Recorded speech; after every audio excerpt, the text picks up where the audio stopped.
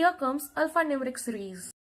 ये टॉपिक बहुत इजीएस्ट होता है। इसमें बेसिकली कुछ टर्म्स होते हैं, बस उस टर्म्स को समझना है, उसके बाद कोई भी बच्चा बना लेगा। इतना इजी होता है ये टॉपिक। जैसे क्वेश्चन में दिया हुआ है नंबर प्रीसीडेड बाय 4, तो मान लो नंबर n है, तो प्रीसीडेड बाय 4 मतलब 4 जो है n को प्रीसीड कर रहा है, यानी कि 4 जो है n से पहले है। नंबर फॉलोड बाय 4 मतलब n को 4 फॉलो कर रहा है। नंबर के बाद जो है 4 आ रहा है, ठीक है। फॉलो करना या प्रोसीड करना अलग है, इमीडिएटली फॉलो करना और इमीडिएटली प्रोसीड करने से। कैसे? अगर बोला जा रहा है कोई नंबर इज फॉलोड बाय 4, यानी कि n जो है वो उसके पीछे 4 आ रहा है, बट उसके पीछे आ रहा है 4, तो उसके जस्ट पीछे है ये जरूरी नहीं है, उसके पीछे कहीं पे भी आ सकता है। नंबर प्रोसीडेड बाय 4 यानी कि नंबर से पहले 4 आ रहा है, तो नंबर से पहले 4 जितना भी आगे आ सकता है पहले। ऐसा नहीं है कि जस्ट पहले ही होगा, वो भी सकता है, नहीं भी हो सकता है, लेकिन पहले होगा नंबर से 4, तो ये मतलब है। लेकिन अगर हम बोलते हैं number is immediately followed by 4, यानी कि नंबर के जस्ट बाद है 4, ठीक है। अगर हम बोलते हैं number is immediately preceded by 4 मतलब कि नंबर से जस्ट पहले है 4, ठीक है। अब एक टर्म आता है कंसेक्यूटिव।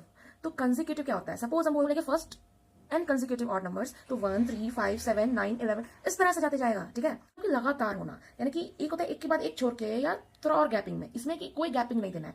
कंसेक्यूटिव मतलब लगातार एक के बाद एक, जो जैसे लिखा हुआ है वैसे वैसे हमें लेना है चीज को, ठीक है। एक और टाइप का क्वेश्चन आता है इसमें, कि इसमें बोला जाता है कि कोई एक एलिमेंट है जो कि राइट से 8 पे जो एलिमेंट आया है उसके राइट से 3rd पे है, वो कौन सा एलिमेंट है बताओ। तो इस तरह का जो क्वेश्चन होता है ना, इसमें ये देखना होता है हमें डायरेक्शन ये देखना है कि अगर सेम डायरेक्शन है तो हम सिंबल लेंगे माइनस, हम माइनस करेंगे, ठीक है। और अगर अपोजिट डायरेक्शन है लिखा हुआ इस तरह से, तो फिर हम जो है करेंगे एडिशन, ठीक है। अब सपोज बोलता है कि अब उसमें बस तुम क्वेश्चन में 2 टर्म देखना है इस तरह के क्वेश्चन में। एक, अगर सबसे पहले लिखा हुआ है 4, नंबर लिखा है, सॉरी हाँ मान लीजिए नंबर लिखा है 4 राइट, और उसके बाद लिखा हुआ है 6 लेफ्ट, ठीक है। बीच लाइन है लंबा सा, आपको बस ये दोनों टर्म्स उठाना है, 4 राइट 6 लेफ्ट, ठीक है। तो क्या है, राइट और लेफ्ट अपोजिट हो गया, यानी कि हमें प्लस करना है। 4 राइट 6 लेफ्ट प्लस करना है, अपोजिट है डायरेक्शन, तो अपोजिट एगो लेफ्ट लिया एगो राइट लिखा है, और 4 लिया 6 लिया, यानी कि दोनों को सम करना है। 4 + 6 10। सम क्यों किए? क्योंकि डायरेक्शन सेम नहीं लिया गया है, अपोजिट लिया गया, इसलिए हम दोनों को सम किए। 4 + 6 10, और 10 के साथ क्या आएगा, लेफ्ट या राइट, ये कैसे पता चलेगा? तो ऐसा नहीं है कि जिसके साथ बड़ा नंबर होगा वो वाला डायरेक्शन ले लेगा, ऐसा नहीं होता है।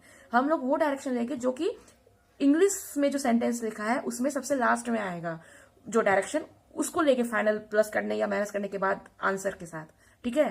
लो तुम की 6 लेफ्ट है और 4 राइट है, क्योंकि अपोजिट डायरेक्शन है इसलिए सम होगा। और लास्ट में हम क्या बोले, लास्ट में जो हम डायरेक्शन बोले ना वही डायरेक्शन 10 के साथ लिखाएगा, ठीक है। तो इस तरह से हम ऐसे क्वेश्चन को डील करते हैं।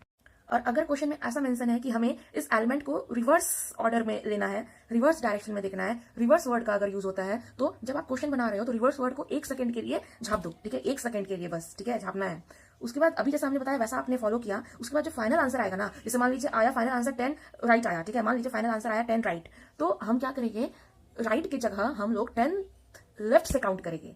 10 राइट की जगह काउंट करने से हम काउंट करेंगे 10 लेफ्ट से, क्योंकि हमें रिवर्स बोला। बस इतना ही कॉन्सेप्ट है जो हमें ध्यान में रखना है। इस अल्फा न्यूमेरिक सीरीज लेक्चर से हमें ये पता चला, ठीक है। तो मिलते हैं नेक्स्ट वीडियो में, बाय।